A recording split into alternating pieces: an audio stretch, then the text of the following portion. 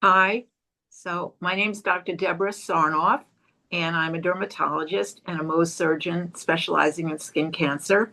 I'm president of the Skin Cancer Foundation, a nonprofit based in New York that's a national organization. And I'm also a professor, clinical professor of dermatology at NYU, Grossman School of Medicine. And I'm happy to be here today to talk to you about actinic keratosis.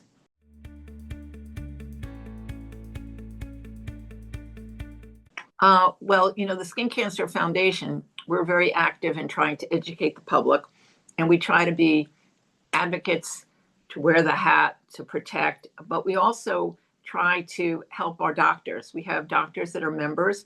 We even have doctors that are not members, but they can purchase our literature. So first of all, we have our skincancer.org website, which has a whole host of information, including specifics about actinic keratoses.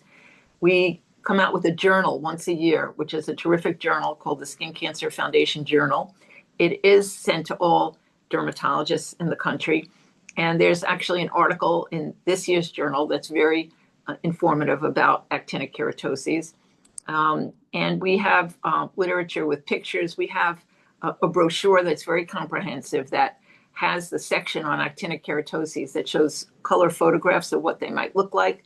And talks about the fact that there are various therapeutic things that one can do once you have actinic keratoses, but it does bridge the gap and definitely talks about the fact that, sun damage and a mutation in the DNA in the skin cell is what can set off the actinic keratosis. And I try to educate my patients that a lot of times you can think of it on a continuum. And if you have actinic keratosis, it's not to say every actinic keratosis will turn into skin cancer, but statistically, it's telling us that that's an area of sun damage, and over time, more likely to develop a squamous cell carcinoma in the vicinity of. So it's important.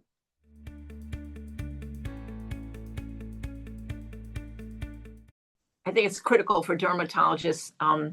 We see the patients for body checks.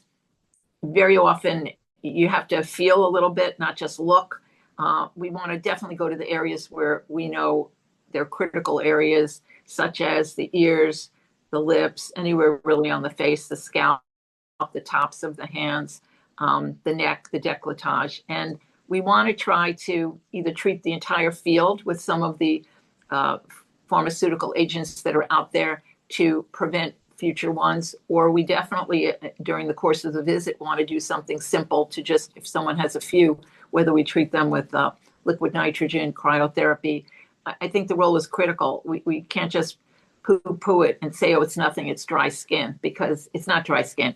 It's the segue into talking to the patient about the sun and how if they want their vitamin D, they can get supplements or they can get it through food. Not to patronize tanning salons, to try to be covered and to use sunscreen on the uncovered areas and to reapply and seek the shade. Be sensible, sunglasses, the hat. All of that leads to the same thing about being sun sensible so that we don't have more skin cancers. People that are immunosuppressed, when they get over a certain age, and sometimes we see patients in the office who have a history of organ transplant and they're on immunosuppressive drugs, or they're ill, they might have leukemia, lymphoma, they may be immunosuppressed. You have to really be looking for those actinic keratoses because the combination of the sun damage with the immunosuppression more likely to develop into squamous cell carcinoma. And we all know squamous cell carcinoma does have the possibility of metastasizing. So not to scare everybody, but we have to take the actinic keratoses seriously, particularly in those that are immunosuppressed.